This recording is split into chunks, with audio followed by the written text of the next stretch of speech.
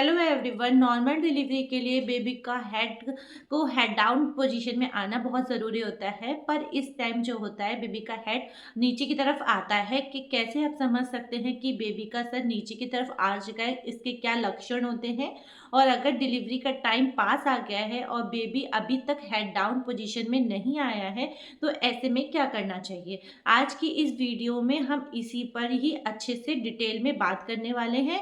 आपके according normal delivery सही है या फिर सी सेक्शन डिलीवरी, ये आप मुझे कमेंट बॉक्स में ज़रूर बताएं कि आपके लिए कौन सी ज़्यादा ठीक रही या फिर आप चाहते हो।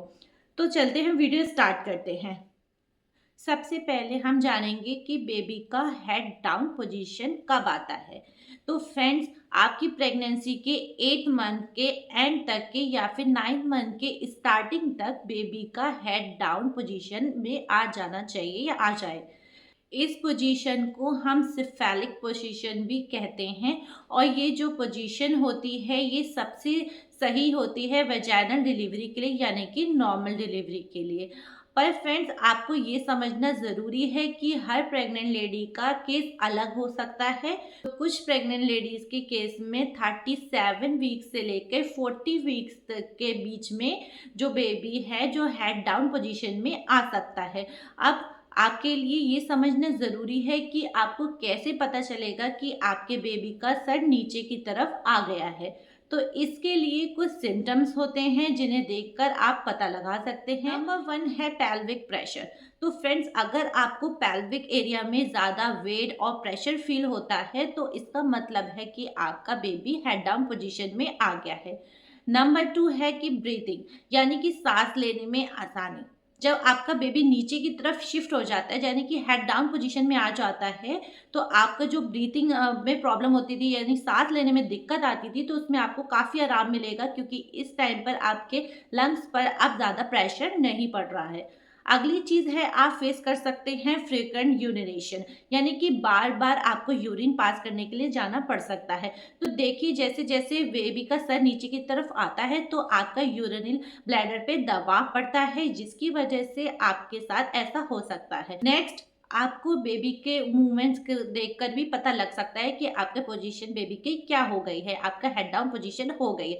यानी कि बेबी जब हेड डाउन पोजीशन में होगा, जो बेबी की किक्स हैं वो आपको ज़्यादातर आपको चेस्ट के आसपास फील होंगी। तो ये फ्रेंड्स, ये सारे सिम्टम्स हैं जिनसे आप पता लगा सकते हैं कि आपकी बेबी आपका हेड डाउन पोजीशन में आ गया है। इसके अलावा अल्ट्रासाउंड के थ्रू या फिर आपके डॉक्टर फिजिकल एग्जामिनेशन करते हैं तो भी पता लग सकता है। इससे कंफर्म हो जाता है कि बेबी हेड डाउन पोजीशन में या आ गया है।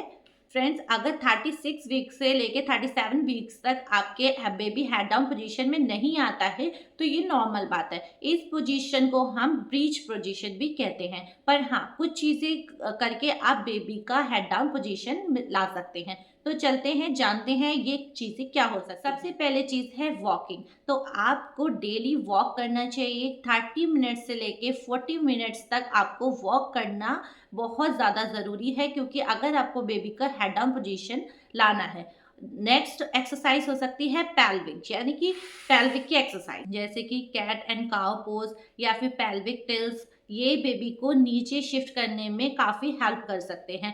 नेक्स्ट एक्सरसाइज हो सकती है बटरफ्लाई एक्सरसाइज। ये भी बेबी के हेड डाउन पोजीशन में लाने में काफ़ी हेल्प कर सकते हैं। ये एक तरीका से योगा आसन है। ये एक्सरसाइज पेल्विक फ्लेक्सिबिलिटी और डिलीवरी के टाइम आपकी मसल्स को रिलैक्स करने में हेल्प कर सकते हैं। तो फ्रेंड्स, अगर आप भी नॉर्मल डिलीवरी चाह रहे हैं और बेबी आपका हेड डाउन पोजीशन में नहीं आया है, तो ये कुछ एक्सरसाइज होती हैं जिनकी हेल्प से आपका बेबी हेड डाउन पोजीशन में आ सकता है। तो दिन में कुछ टाइम में एक्सरसाइज ज़रूर करें, वॉकिंग करें, बटरफ्लाई एक्सरसाइज करें, पेल्विक एक्सरसाइजेस करें। तो इन सब से आपको बेबी का हेड डाउन पोजीशन में हेल्प मिलेगी। पर आप ध्यान में रखना है, अगर आपको कोई कॉम्प्लिकेशंस हैं तो आपको एक्सरसाइजेस अवॉइड करना है। अपनी डॉक्टर से एक बार ज़रूर कंसल्ट करें इन एक्सरसाइज को करने से पहले। और जब भी आप एक्सरसाइज कर रहे हैं तो अपने हेल्थ का ध्यान ज़रूर रखें। बीच बीच में आपको हाइड्रेशन, यानी कि पानी पीते रहें, थोड़ी थोड़ी स्नैक्स खाते रहें। ज़रूरत से ज़्यादा एक्सरसाइज आपको एक बार में नहीं करनी चाहिए। तो फ्रेंड्स, बेबी का हेड डाउन जब पोजीशन में होता है, यानी कि नीचे की तरफ होता है, ऐसे में आपको नॉर्मल डिलीवरी के चांसेस बढ़ जाते हैं।